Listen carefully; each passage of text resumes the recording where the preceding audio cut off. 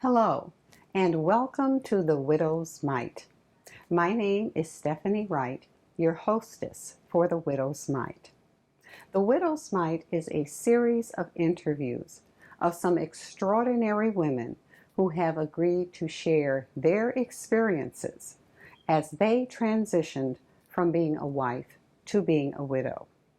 You will cry, you will laugh, most of all, you will be informed. This series is not only for those who are widows, it is also for those who are wives, who are single, for people who are wanting to help someone who is a wife, who is a widow, and it also is for men as well as women. On behalf of Apostle Charles G. Wright, the founder of Charles George Missions Incorporated, and its board of directors, join us as we go on this amazing journey in the widow's mite.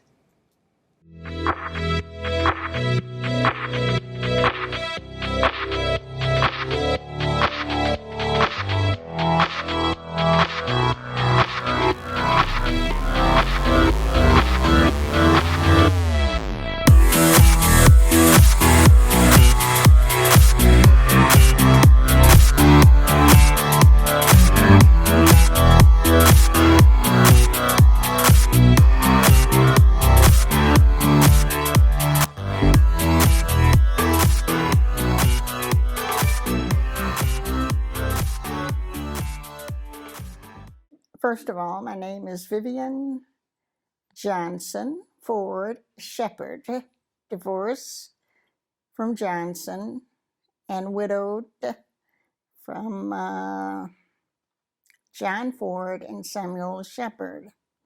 I am 83 years old. I was born in Starkville, Mississippi, and a little section that they called Rock Hill.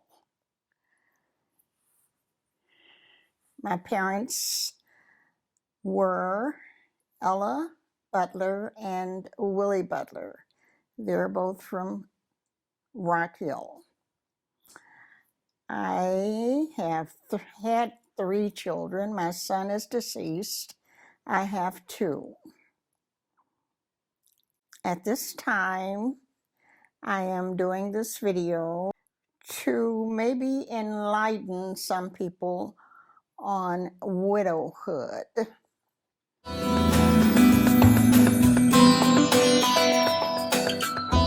The children's father, he was more dutiful as far as the 3 guys, my husbands were concerned. One time, he was a very neat person. He kept the house clean, and he did all of the washing, and had a lady to come in to do all of the ironing of the kids' clothes. And in those days, they had a washing machine and the rollers. And so the kid's father ran out. He says, Vivian, I'll be back in a minute now. You watch Stephanie, because she might put her hand, her arm in that roller. If she plays with it, if it catches, it's gonna pull it through that roller. Well, way and behold, would you believe that little girl, she could barely get her arm up there, and she did it. She got her arm caught in the roller, and about that time, she's screaming and hollering, and he says, Vivian, and he heard it, and I says, oh, am I in trouble? But yes, he did that. Another time that was kind of humorous, my son painted the back of a man's car. Real paint. We were painting the apartment, and he got up early. This was early on a Saturday morning, and I looked out there, and I says, oh my God, he's painting that man's car. He got that paint on, and I ran in and got my husband. I said, Earl, he's got that paint and he's painting the man's car. And he jumped up and went out there and he got those are little funny things that I wanted to tell instead of all this sadness. Put a little humor in it.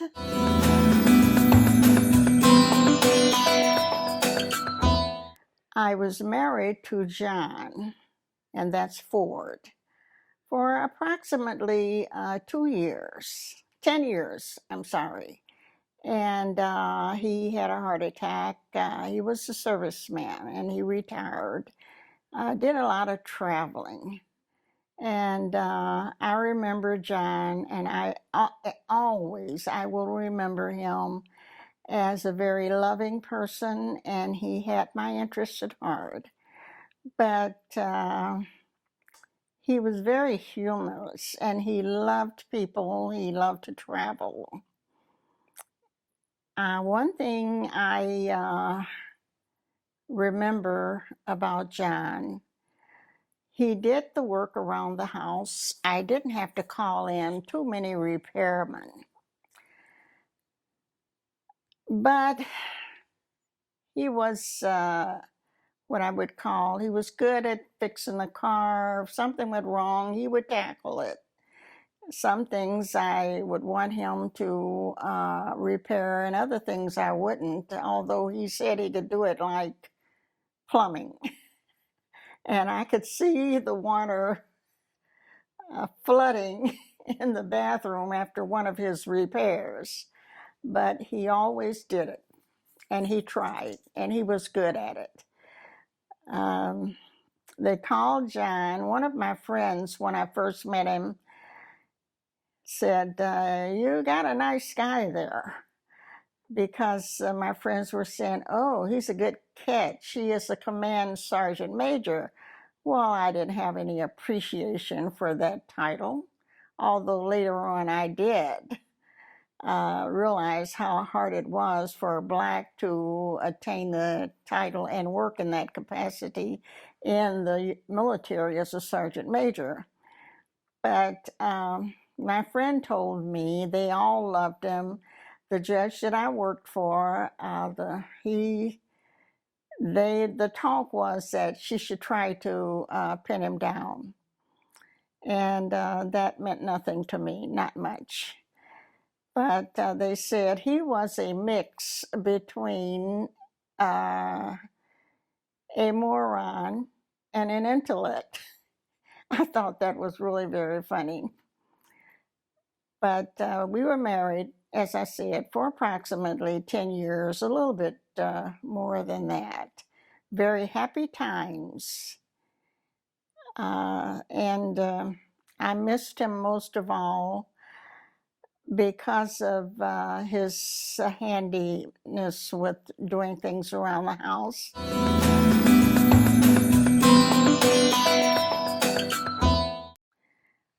As far as my last husband, Samuel, neat dresser from Montclair. They call it Upper Montclair, New Jersey, where the uppish people live. He says, will you have lunch or dinner? I said, well, yes, maybe. And so finally one thing led to another, and we ended up being friends. And then from there, we got married. And Sam was loved to step on the gas. He just really loved to drive fast, so fast that I wore out a pair of dentures from gritting my teeth. I mean, he was just, and I was feared for my life.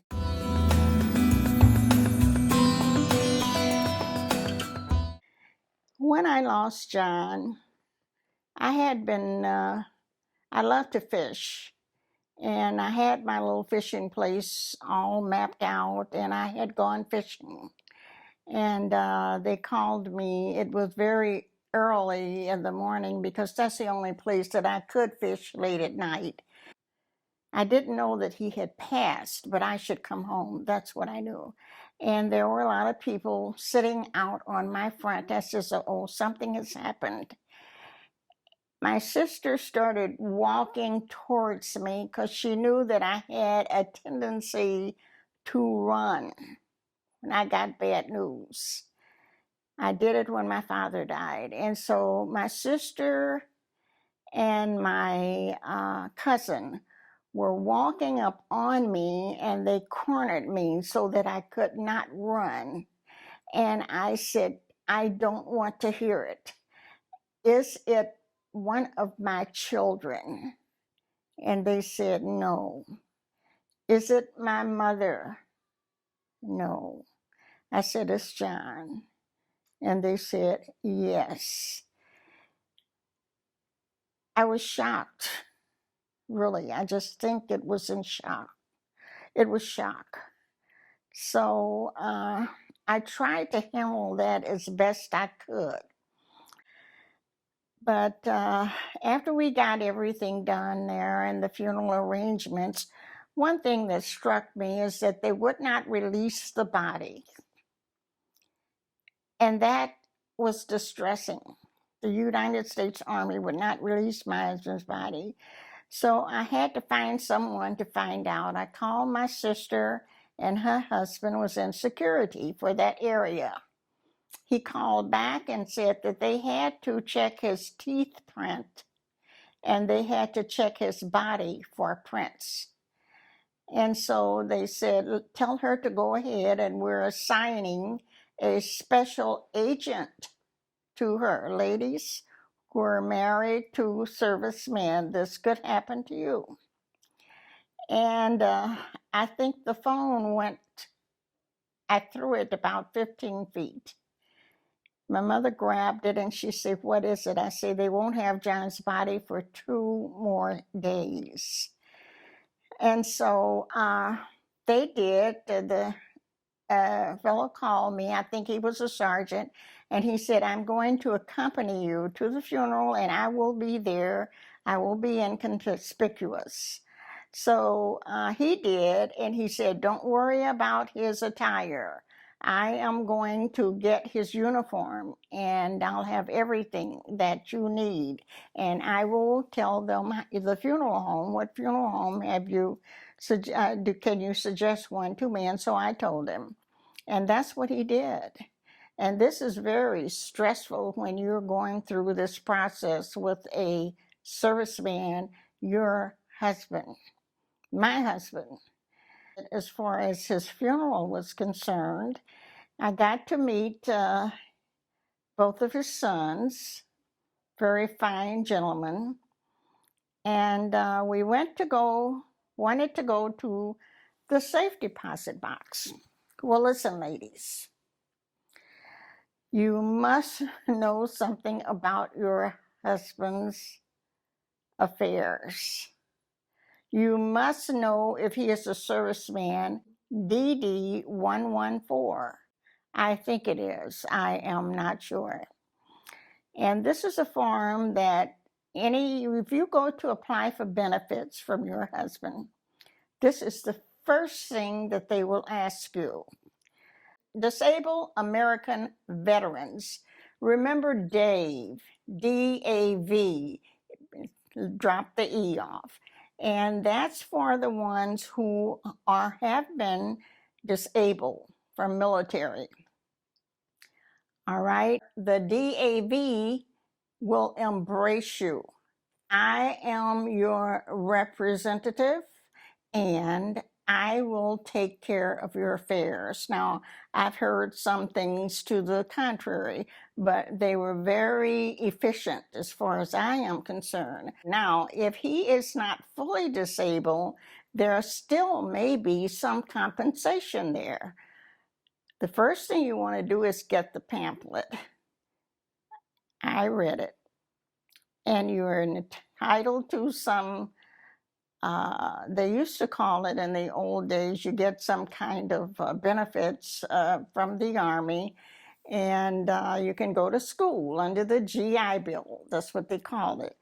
If you might want to go, now they do have it where you get more benefits from there. Look and find out if your husband has insurance policy from the military. Who is it willed to? Find out especially if he is a veteran and he is going to any Veterans Administration hospital. Do you know that if you do not have your husband's medical proxy, which was only good for the Veterans Administration?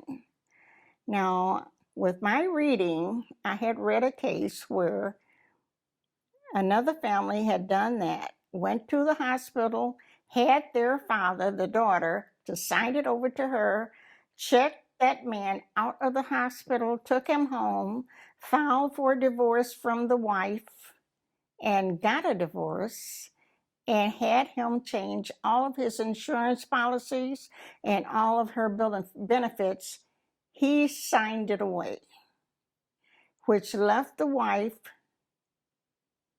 either to let them have it or fight them in a court case. Make sure that that doesn't happen.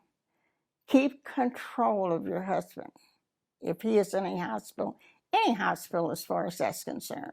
I have heard of people going in and having this sick or this disabled taking their hand and signing a will.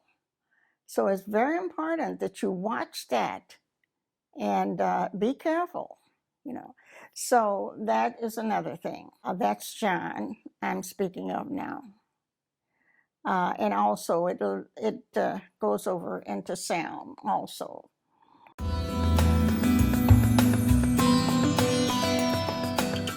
Preparing for his funeral after they got the body, and he was at the funeral home. Then John had so many friends, and they just poured in with food. The real close friends stood by.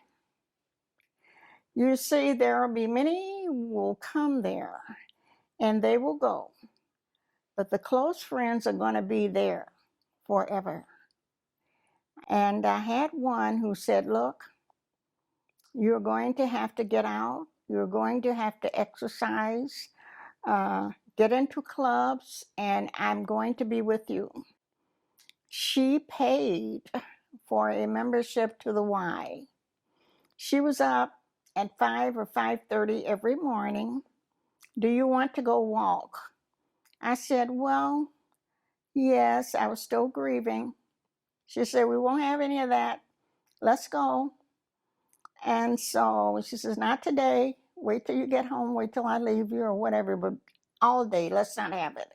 And so we went walking. Well, this lady walked so fast, and she was 15 years older than I. And so I said, look, is there something else I can do? And she said, well, while I'm walking, they do have swimming down. Do you like to swim? She does not give up. She did not give up. And so I said, and Stephanie, you know her well, Dr. McClellan. And so I said, well, okay. And so I said, I can swim, and I love to swim. So there I started swimming at the Y, and she finally let up on me when she had a family crisis. And I told her I was going to a Y closer to my home. And I joined a swimming club. And we even had one guy who did laps as far as from Missouri to Louisiana when they counted up all the laps that he did. And of course, you know, widows should not sit back and just live that sedentary life, because in that swimsuit, I'm sure there were a lot of them. In fact, one guy, I just couldn't get him off of me. So one morning I was in the pool, and I looked at somebody, said, it looks like my cousin. I said, but he's white, because I didn't see his face at the time. He's doing the lap swimming, and I couldn't catch a glimpse of it. I said, that is my cousin. So I called him at night, and I said, look, this is this guy in the swimming club, and would you kind of tell him to just leave me alone? And he said, well, point to him the next time I'm there. And so I did, and so he had a real talk. We all sat down and talked, and we laughed about it. That was the end of that. But then after the swimming, I joined an exercise club, and I kept really thin and slim, and I loved to dance. And this other friend of mine, she loved to dance, and so she invited me to the dances.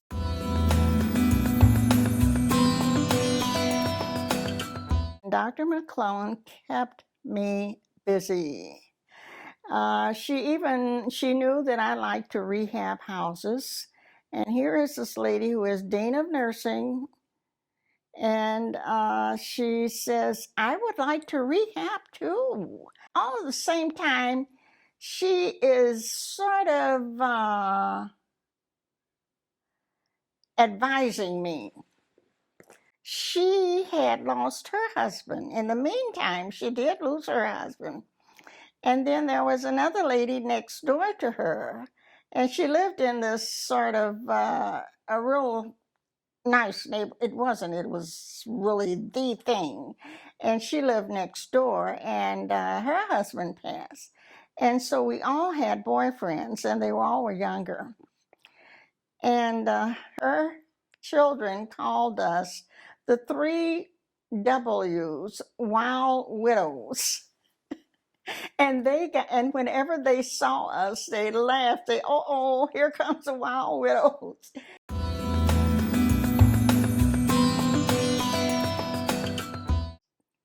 Then my sister came up with, and this is another thing that will be helpful to you ladies, join an investment club.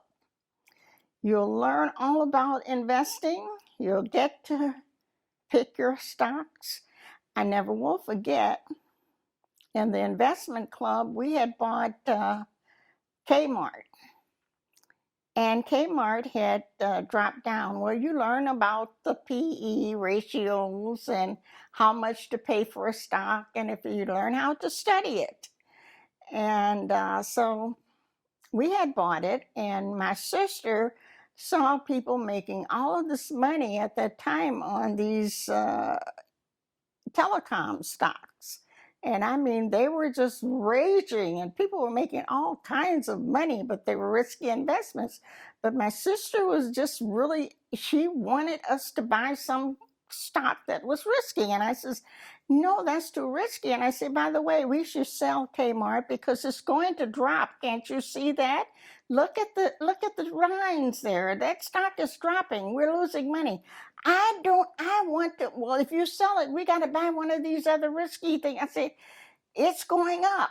And I said, we're going to lose on that. She says, I don't care. I said, you should care. So she said, I don't buy this. So she overruled me. So at the next meeting, I got myself a little sign, got under the table and held it up, sell Kmart. Well, they got a big kick out of that. But it's fun too. And in the meantime, you're learning about something about this investment club.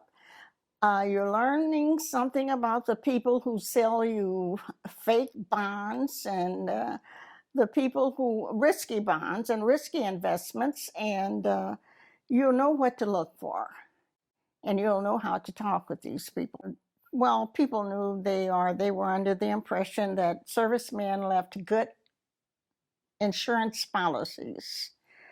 So there were a lot of investment counselors calling me. I don't know how they got my number, but I have a plan that you would be interested in. You can double your money in 10 years. How much have you got? That's the first thing they want to know. And of course, I had good counsel working for a judge. That's what they told me. Vivian, don't take that money to the stock market. Put it in a good investment. I will help you with it. If you don't understand it, get a book. Read it. Read it from front to back. That will help you a lot.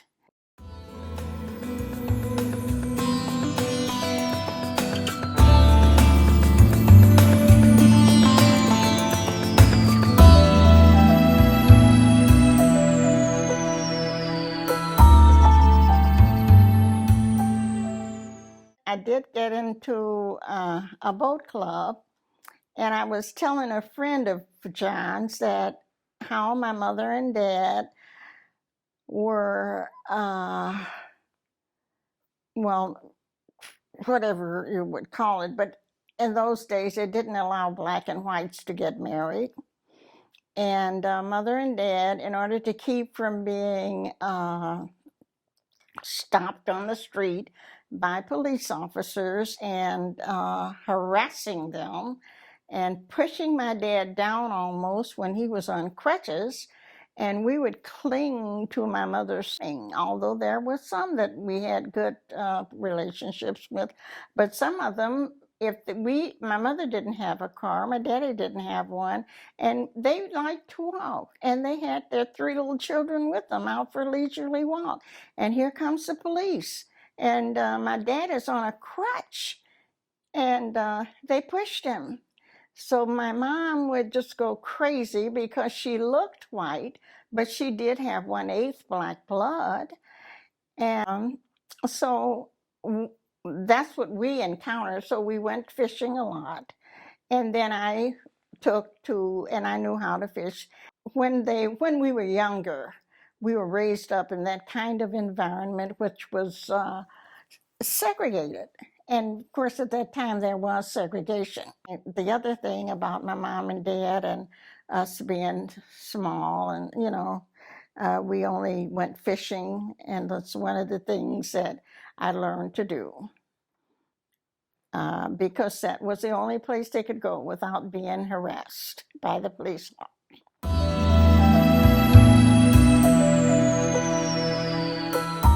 Okay, another thing that I really failed to mention, which is very, very important with my husband, John, my deceased husband, John, we didn't do a lot of discussing about death.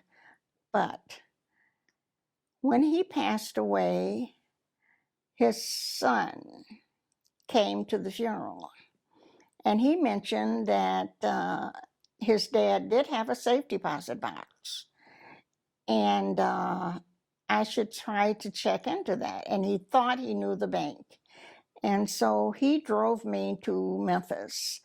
And while we were there, we went to the bank, and the bank said, well, it's in your husband's name, and you will have to get a court order for us to give you access to that to the safe deposit box. So that's one thing you want to try to have the safe deposit box in both names, or have it in the name of a person whom you trust can go in there. As far as real estate in his name, you should try to get real estate that is in both names. And when you see a deed that is listed John and Mary Doe. Now, in some states, that's okay. But in other states, it's not. Because you want to say John and Mary Doe, not in common. And not in common means that your children will not come in on this house, and his children will not share in the proceeds of the sale of the house. So you want to be very careful of that. And also, as far as automobile is concerned, check with the Department of Revenue of your area and see how that deed or the title should be titled when it comes through as a clear title. Because you can't go down there and say, this is my car, or this is my husband's car. There are certain things that you will have to do with the recorder of deeds or wherever they record that car that will bring that car back into your name. So you got a home there you got to think of. You have an automobile that you got to think of. You have a safe deposit box that you must think of. Do these things and do them right away. Don't put it off. Make that your priority. And if you don't, get on the internet. It can help you sometimes. or call an attorney and ask them, I would like to speak with you for an hour or half an hour. And I don't know what the going rate is now, but whatever it is now, it's going to be more later. And so get those things straightened out. How should this deed, when you see your deed to your house, go wherever you bought that house and go to the bank. Ask them, what kind of trouble will I have when my husband passes, even though this is in both names? And if they say, you're okay, can you give me the law that says it's okay? What law book should I consult to find out whether it's okay? And if they give it to you, this is in RSMO, Missouri, go to the library. If you can't afford an attorney, do a little work on your own and ask friends, ask relatives. You'll get a lot of advice, and it'll be a lot of different versions of what you should do. But do it. Do it. When we got to Memphis, I had to get papers to sell the house. And I was very lucky there because he had a cousin that lived in Memphis who was named after John Edward. And he just called me up and he said, well, if you let me stay there, I can do all of the work that the building department will require. Because before you can sell that house, you have to go get a permit from the building department that this building is safe for you to sell it. And so he got that done for me, and I was very thankful. So John left a shoebox. And my cousin told me about the shoebox. Now, I didn't know about this. And it was in the bedroom. I said, well, where is the shoebox? And he said, it's in the bedroom under the bed. Now, this is in my own house. I went to the shoebox under the bed. There were two insurance policies. I had to get permission from the court to cash those policies.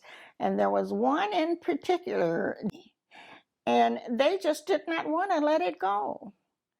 And they had me go through all kind of changes, even though I had the court order. I had sent them to them, and anything that you send away, never send the original. Keep the original. If they require it, then go to the recorder of deeds office and ask them for another one, and will this be sufficient?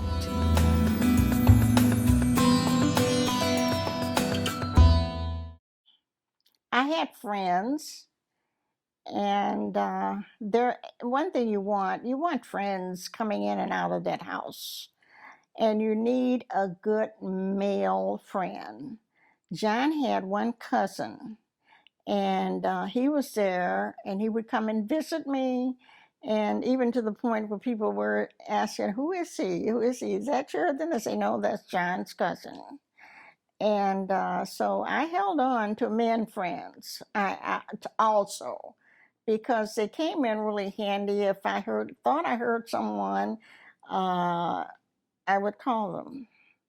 And then, of course, when your spouse is deceased, it's a good thing not to have your phone, have it programmed so that someone else, the answering device picks up and says, and give them the date and time of the funeral on this answering device, and then it just hangs up.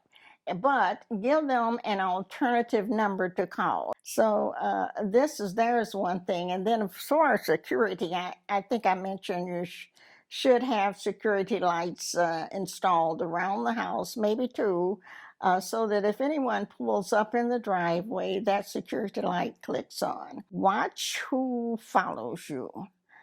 I liked they have you just push a button if you have that service, and they know where you are. They can pick you up. If you get locked out of your car, you got to learn how to take care of you. Got to learn how to take care of yourself. If you're locked out of that car, they're looking at you, and they say, look right at your window. And there it is. Give me that number. And right away, there it is. They opened it up. My dog had locked me in that time. So, there are a lot of things that women can do. This is something that can happen to anybody to get locked out of their car. Be independent.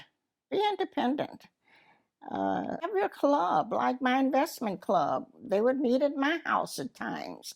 Or as opening the door, just don't do it. It's just simple. Don't do it.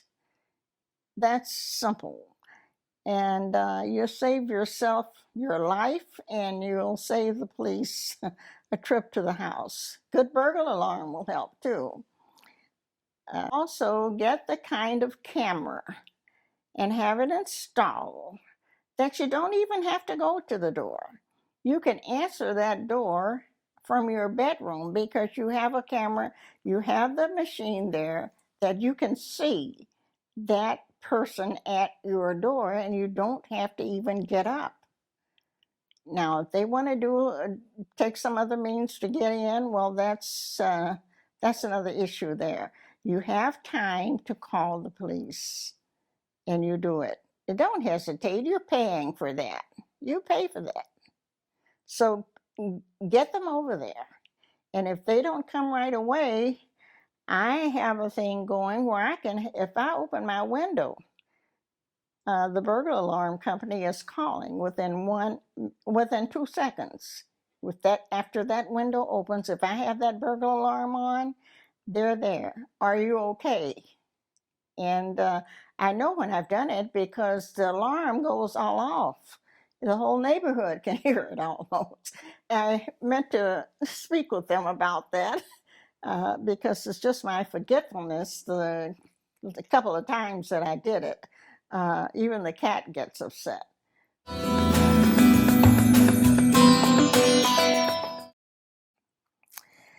And I wanted to say a little bit about caregivers too. If you have a husband who is ill and you've got to bring a caregiver in, have her checked all the way around. If you have to leave the house and say, would you give him these pills? Well, she will maybe give them to him, and then he takes them and throws them under the bed. Or he puts them in a mouth, and when she leaves, he puts them out. And check for police records. Check for their sexual proclivities. These are all things. Can they do CPR? These are the things as far as caregivers are concerned. And you want to do that. Of course, you're going to check because a lot of things, when I had a caregiver, even someone helping me to clean, little things might disappear. So you've got to be very vigilant with those things. But then as far as the biggest part was having the work done. One man came in and he says, if you don't want to pay that price, you can always take it out in trade. And I knew exactly what he was asking for. I dismissed that. And another one, I had to practically fight him off. So ladies, be careful of that. Be very careful. Now, when John passed, as far as the clothes are concerned, I did give some of them to Goodwill. I called my mom and I told her that I didn't know what to do with the suits because we had the walk-in closet and it was lined with suits. And I was asleep in the bedroom one night, and it seemed that something touched me on my shoulder. And I sat on the side of the bed, and I said, something is wrong. I know something touched me on my shoulder. And for some reason, I just walked in there in the closet and put my hand in one of those suits, and there was $13 or $1,400, $100 bills. I just wonder, and so I told Mother, she said, well, Go through all of them and bring them down here. And I think she says she put herself a little sign up outside with the suits. Some kind of way she hung them up all around the place. She got about $5 a piece for the suits, and that was nice little change for her. I say, you keep that, because I was going to give them away anyway. Really, other than his golf clubs, I learned later on that I sold off very, very expensive pair of golf clubs. But I didn't know. Wooden golf clubs, you know. They were probably his father's, and they were a lot of money, but I didn't know. But it was really fun, and when I lost him, I guess you all know that it's a big loss, especially when you love your husband. And he was the one true love. I can say that. Now, as far as the ring is concerned, I have it now.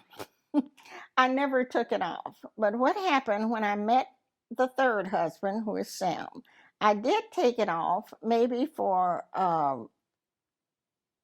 2 or 3 months when I met him. And he gave me a ring. And it was a beautiful ring.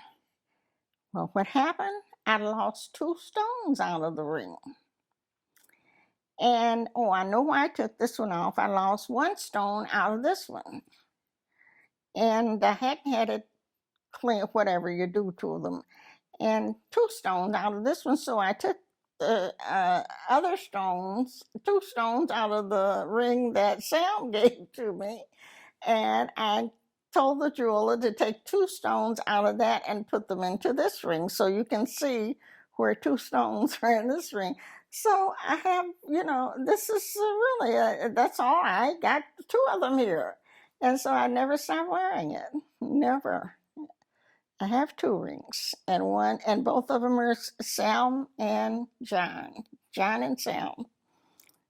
Just in closing, the best thing that I can give away, and this is the most important thing of all, prayer. Prayer. Pray every day. And if you have to pray all day, pray. Prayer is what will get you through.